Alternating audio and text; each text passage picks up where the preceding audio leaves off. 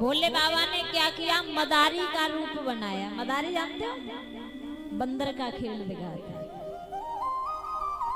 अब भोले बाबा मदारी बनके बंदर का खेल दिखाने के लिए राजा हिमांचल के यहाँ पहुंच गए।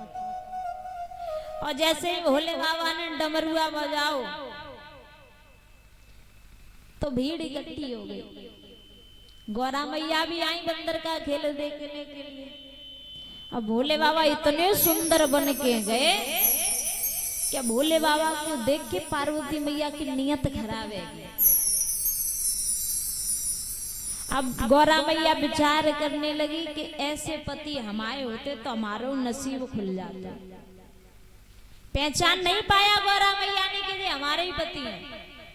अब पार्वती मैया विचार करने लगी कि ऐसे पति हमारे होते तो हमारा नसीब खुल जाता। भोले बाबा समझ गए कि पार्वती के मन में गलत विचार आ गया और पहचान नहीं पाया। भोले बाबा अपने पूर्ण रूप में आया, कहने लगे अब बिल्कुल नहीं ले जाऊंगा, वैसे ले भी जाता अब नहीं लेके जाऊंगा। भोले बाबा चले गए। अब एक बार पार्वती मैया ने क्या किया कि अब तो बहुत दिन हो गए महादेव जी लेने नहीं आए, अब हमें कुछ करना पड़ेगा। तो पार्वती मैया भील की सुंदर कन्या बन के कैलाश पर्वत पे घूमने लगी। परीक्षित महाराज। और जैसे ही भोले बाबा की नजर पड़ी तो भोले बाबा की नीयत खराब। अब भोले बाबा विचार करने लगे कि अगर इतनी सुंदर पत्नी हमारी होती तो हमारा नसीब खुल जाता। भोले बाबा विचार कर रहे हैं कि ऐसी पत्नी अगर हमारी होती तो हमारा नसीब खुल जाता। और परीक्षित महाराज, पार्वती मैया समझ गई क्या आया ऊंट पाड़ के नीचे। पार्वती मैया से भोले बाबा बोले कि तुम ऐसा करो, हमारे संग ब्याह कर ले। पार्वती मैया से भोले बाबा ने कहा तुम हमारे संग ब्याह कर लो। परीक्षित महाराज, पार्वती मैया कहने लगी हम ब्याह तो कर लेंगे, लेकिन पहले तुम हमें अपने कंधा पे बिठाए के कैलाश पर्वत की ऊंची चोटी तक लेके चलो।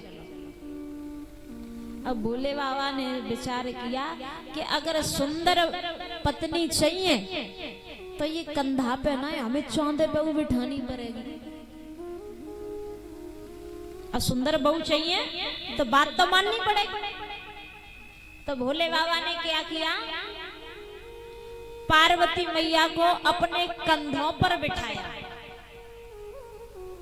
और जब कंधों पर बिठाया तो पार्वती मैया ने इतना वजन बढ़ाया अपना कि भोले बाबा की सांसें फूल गई।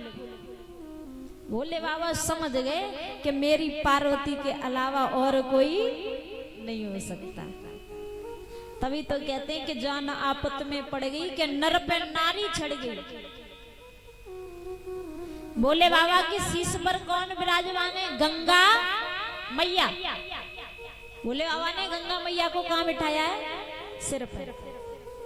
अब भोले बाबा ने पार्वती को कहाँ बिठाया? कंधों पर। तो इसलिए माताओं का स्थान ऊंचा होता है। बोलिए आदि शक्ति माता की, बोलिए भागवत महापुराण की, बोलिए हनुमान जी महाराज की, बोले जय जय श्री